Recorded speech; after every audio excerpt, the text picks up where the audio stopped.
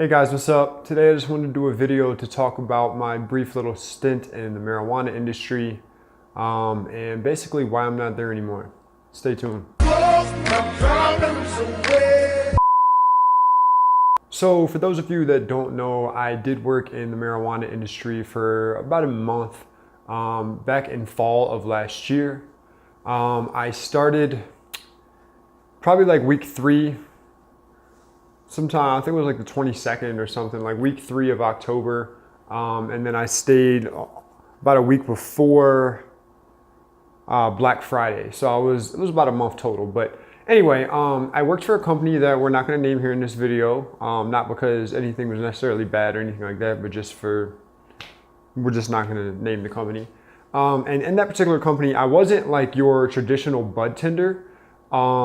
And a bud tender, for those of you that don't know, is basically just the person that works behind the counter that's going to sell you your oils, your hash, your flour, whatever.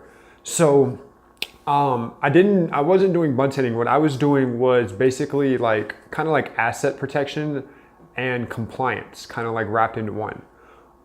So what that is, just to give you a little background, just so you kind of understand what that is, basically is there's something called the Marijuana Enforcement Division, also known as the MED. And they're going to be responsible for tracking all of the weed and all of the basically like all of the state laws regarding cannabis. So there's like a system that they use that tracks every cannabis plant and everything from seed to sale, whether that ends up being a plant that's sold as a clone, whether that ends up being bud, whether that ends up being shake, whether that ends up being some type of edible, or whether it be in hash or whatever. It's tracked with the same, basically it's like a RFID, like a number from seed all the way to sale. So basically my job was to make sure that things were compliant with that, make sure everything was labeled, everything was kept up within the system. There's also a system that's used. So my job was to basically do that, and also to kind of do like security at the same time, like store security, any patrons that are being combative or anything like that, and just to basically make sure that everybody in the building was safe. So that's just a little background kind of as to what I did, or basically what my job was, which I'll touch on that a little bit more as we continue to talk here. But so I came in the industry doing that, and at first, I was really excited. Like I did the video a couple weeks ago. I'll go ahead and drop the link in the description here. I might even put a card on the video, but I did the video showing you guys how to get in the industry. So first of all, I had to fill out my application to get in the industry and everything like that. I wasn't even sure if I'd be eligible because it's kind of really tightly regulated. If you have like any type of criminal charges in the past or whatever, it's going to be kind of difficult for you to do that. If you saw the other video, I'm talking about. I'm not going to get too in depth into that right now. So I was already a little nervous about that, but excited. So I put that in, boom, and I just went for the support badge. I'll talk about it in the other video as well. So there's a support badge, and that's basically just for like your bud tenders and just regular retail associates. And then there's a key badge, and that is for anybody that's going to be dealing with like cash, that's going to be touching the product, dealing with shipping, inventory, things like that. Managers, they have to have what's called a key badge. So the support badge, I believe, is like $75. And the key badge is $200. So I only applied for the support badge initially because I just wanted to make sure that I would be eligible, I would get in the industry, and I wasn't sure what I was going to be doing. So boom, I apply, go up there, sit through it. It's really nerve-wracking. They take your pictures, all this stuff, and then I got my badge in the mail like a little less than a week later. I think it was like literally like 4 days later or something like that. So boom, I'm really excited. I applied for this company, got the job with this company, was even more excited about that. Then I found out when I started working for the company that I had to obtain a key badge because I was going to be dealing with asset protection and compliance and things like that. So I went and got my key badge, spent another $200, so now I'm $275 in. I had to do training. I had to get a merchant guard badge, which basically is like a badge that anybody that's security or anybody that carries any type of weapons or anything like that has to take. So I had to take training to be able to use a taser and a baton and handcuffs, and basically to learn how to engage people, how to detain people with handcuffs, how to manipulate joints, things like that. So I was taught that side of it as well. I had to go take classes. The class was like an hour away, up in like, I want to say like northwestern Colorado. I can't remember honestly exactly where it was. So I had to do all that, had to do a lot of traveling. The training for my position lasted about a month. So fast forward now, I meet my manager, the guy that's going to be my direct supervisor. This guy was really cool. He used to work for the government in some fashion. We'll just keep things a little more anonymous here and not really get too specific, but really cool guy, really liked him, started talking with him, explained to him that I would be working, 2 jobs or potentially more, simply because I just got a lot of things going on and I'm really trying to move forward, trying to save up some money and make some things happen. So I needed as much income as possible. So we talked to him about a specific schedule that I could be working. So I get through training literally on like a Friday. I think like the last day I was done training, I was supposed to be meeting with him. And he basically ended up texting me and saying he wasn't coming in, and then called me and told me that he was resigning. And he said nobody knows yet, but he's going to tell him. This might have even been a Thursday or a Friday. But anyway, he told me before and he resigned. Then he came in like the next day, whether that been that Friday or the following Monday, and actually officially resigned. And then I was supposed to have been starting at my post, what the store that I was going to be at. So he had initially, found a store for me and talked about my schedule. So fast forward now, I'm supposed to be starting, and now my boss resigned and he's not working there anymore. So I get to the location that I'm at and I start speaking with the manager there. So it's kind of like a weird place I was in. So like when I'm actually there also to kind of watch over the management of the location that I'm at for compliance issues and to make sure they're not stealing and things like that, because it's a very tightly regulated industry. So I get there and I talk to the manager there, who I'm going to kind of be working for him, but I'm kind of his boss too, but I'm not. It's really weird. So he basically wants me for the complete opposite schedule that I had initially talked to my previous supervisor with, and we came to a good agreement so I could work my other job as well, which was paying me more. And that's part of it. We're going to get into that in a second. So we get there. He basically wants me to complete a different schedule.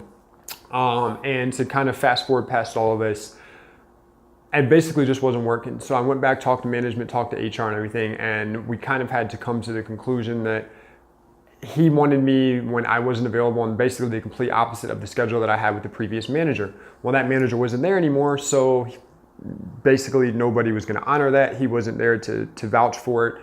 And I just wasn't making enough money. And that's basically one of the main things. This industry, the marijuana industry, pays terrible. Like absolutely terrible. It's like minimum wage for the most part, maybe $1 or $2 more. Management, a couple dollars over minimum wage. At this stage of my life, I just simply can't start over making that small amount of money anymore. And on top of that, you have to get all these badges and everything to get in the industry. You have to, renew your badge every 2 years. And, I had to take this training and all this stuff. Now the training was paid for by the company, but, I had to drive all over town. For me, I wasn't making enough money, especially for the fact that I was compliant for all of this product.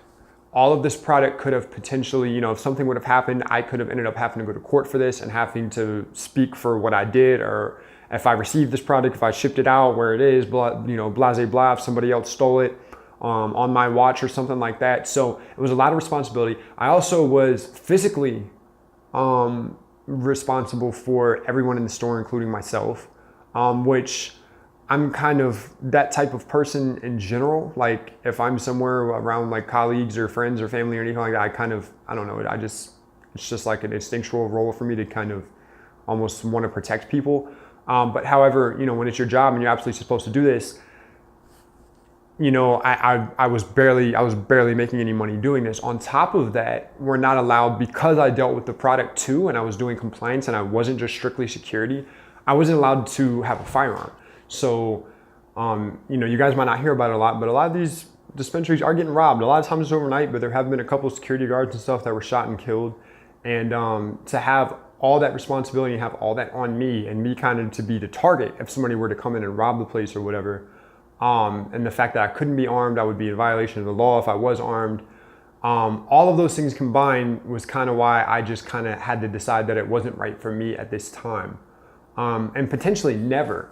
And it sucks because, you know, it was really fun and it was really interesting at first. Like for example, I went around to like a lot of our grow houses and stuff like that. One of the grows was like literally the size of like a Home Depot warehouse. And, you know, there were different parts of that, like, you know, packaging and what's the word I'm looking for? Like, there was like a room with like the soil and shit like that. And then there was rooms where like they were, you know, they were in stages. They were like babies and they were bigger plants. And then they had, like rooms where they were doing trimming and shit like that. I couldn't think of the word. So there were other separate rooms, but there was a huge portion of the room that was probably like the size of the entire lumber section of like a Home Depot or a Lowe's that was stacked like all the way to the ceiling with just plants. And they told me there was over 50,000 plants in there.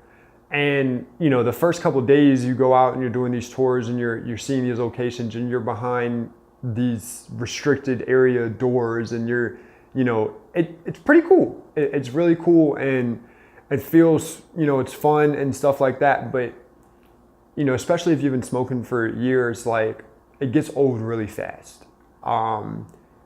So I guess I'm saying that to say that like it doesn't, I guess like that definitely isn't enough. Like, you know, because for one, I mean, I wouldn't have been able to pay my bills anyway, but like say I could have paid my bills just doing that and I just would have been broke, but I absolutely loved it. Like that enough wasn't enough to love it. And I also was on the floor a lot with retail associates, you know, and the security aspect of my job. And, you know, interacting kind of with customers and watching them interact and stuff like that. And once again, that's kind of fun for a while, especially to see people that aren't local, that are from out of town and whatnot, to come in and see their eyes get big and to see the excitement and, you know, all the questions they have, you know, that's kind of cool and that is fun. But just like anything else, it gets old and it's a job and you're there for 8 hours or more a day. And it's just, it's cool and all, but it's just not, I don't know. I guess like the point of me kind of making this video too is just to explain to you guys, like, for those of you that are still in prohibition states, or if it's coming to your state soon, or you feel like you can't wait, or this is your dream job or whatever. I mean, it may be, it very well may be, but it also may not be. And I just kind of just didn't want you guys feeling like, oh, you're missing out, or oh, he's so lucky, or oh, I can't believe, like, why would you quit? Well, there's a lot of reasons why, and this is why. You know, I wasn't making enough money. I didn't feel safe necessarily. The position that I was put in, I didn't feel like I was able to protect myself and other people. I didn't feel, and that has nothing to do with the company. You know, it just has to do with laws and regulations and just where we are and this timeline of legalization in America. But I didn't feel safe. I wasn't making enough money. The schedule was absolutely, you know, in conflict. Like even if I couldn't really just do that part-time, it had to be full-time for my position. So I couldn't have just still done that a couple of days a week, which I may have. You know, I've thought about just picking up a day or two a week somewhere, or 2-3 days a week somewhere, just as like a bud tender, as a retail associate somewhere. But, you know, knowing that even with tips, you know, and that's another thing, a lot of people tip your bud tenders, tip your fucking bud tenders every time, because it's just like the restaurant industry. For the most part, the tips pay their bills. You know, they're making minimum wage. So tip your bud tenders. But anyway, but you know, even just picking that up a couple days a week, I just don't know, you know, it might be fun, but I'm definitely not gonna be making very much money. And I feel like there's other things I can do that I would have fun doing and I would make more money. So, you know, it was fun to do. It was cool, you know, to come in and get my badge and all that, to know I could get it. But I wouldn't get crazy excited about it. I wouldn't try to make it a huge career goal. And, you know, I spoke to people that had been in the industry for years and they were trying to move up to management and stuff. And even at management, they weren't making a lot of money. Now you possibly can, but, and then the other route would be to be an owner of a dispensary. However, you're going to need upwards of $100,000 to get open or more. And a lot of that alone is just going to be in paperwork, licenses, shit like that. Because there's a lot of that involved. You have to have like every square inch, at least here in Colorado, you have to have like every square inch of the property has to be on camera that's recorded. You have to keep that for at least, I want to say 30 to 60 days. I can't even remember now. Haven't been working there for 2-3 months already. But 2 months, I guess. I think it's 30 to 60 days depending on the county. So you got to be able to store all that data, all those multiple cameras and shit like that. And you know, you're responsible for a lot. Oh, another thing, and this is the last thing, and I'm gonna go ahead and get out y'all's hair here in a minute. Another thing that hurt me the most, because I was in compliance, I was in charge of disposing the cannabis. So if something's not labeled correctly, if it's missing the THC, if a edible doesn't have the THC stamp on it completely legible, all kinds of different reasons that something can be no longer compliant, it had to be disposed of. I had to throw it away. And like for flour, we were supposed to mix it, I want to say 70-30, I think is the ratio of like soil to cannabis. So we had to like mix it with soil, like break down the cannabis, mix it with soil, and then like pour like alcohol all over it, like ISO all over it, and then throw it in the trash can so nobody else could recover it and smoke it at a later time. So that alone was disheartening, to say the least. And honestly, I worked at, so one thing that was really cool is that I worked at one of the first places to open in Colorado. I believe it was the first place. I worked there a couple days training, and to this day, it's still one of the busiest, if not the busiest dispensary in America.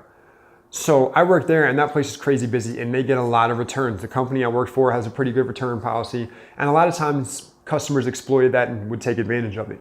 So a lot of times they would, you know, smoke half of some shit and try to bring it back and say it was something was wrong with it or what have you. I would have to dispose of this stuff. And the first day I disposed of an ounce by itself, 4 individual eighths of Willie's Nelson's Reserve flour, which is fucking phenomenal flour, and like $60 an eighth when most eighths in legalization states are like 20 bucks. It's some good ass weed. So that really hurt. I had to cut up these little oil cartridges constantly. I threw away, just literally the first day, I threw away I threw away like a THC soda. I threw away a couple of edibles that I had to cut all up with scissors, you know, into a million pieces. All of that just broke my heart. And being there all day and seeing all the product and being around it and, you know, getting a shipment, we would get a shipment every day. And I would get a shipment of pounds of weed, tens of thousands of dollars of weed. It would be, you know, 6-7 pounds of flour, and then a pound of pre-rolled joints, 2 pounds of concentrates in different amounts, from eighths to, you know, grams to. It was insane how much shit I dealt with on a regular basis, and it made me also, even if I was making decent money, I would have went broke, because every day I wanted to leave with something else. Every day I wanted to leave with another gram or another concentrate, or you know, I wanted to try this edible, even though edibles don't really work for me. Like I bought a soda one day, just because I just kept seeing them and they looked so good, and you know, the labels and the advertising. So, you know, it was a combination of all of that basically. That's it, man. And to go ahead and wrap this up in summary, I simply just wasn't making enough money. I didn't feel safe. The schedule was, you know, it wasn't gonna work for me. And I had to dispose of shit that I absolutely loved, and we couldn't take it home. You know, like in restaurants, I worked in restaurants for so long. And if somebody, you know, the cook messes something up, like they sent back a cheeseburger, supposed to be, you know, a certain burger, a bacon cheeseburger with no cheese, and they put cheese on it, fuck. Well, now one of the servers or one of the cooks or whoever gets to eat it. And it wasn't like that in the marijuana industry. There were very few exceptions sometimes with things not being compliant where they could still be sold. And like if the manager was cool, they'd sell it to you for like $1 or $10 or something like that on a discount. But it seemed like 99% of the time, whatever the compliance issue was, it had to be disposed of. So that's pretty much it, man. You guys aren't missing out on much. And that's my story. That's my story of working in the marijuana industry. If you guys have any questions, any comments, anything like that, go ahead and drop them down below. I'll be back with some more videos. We out.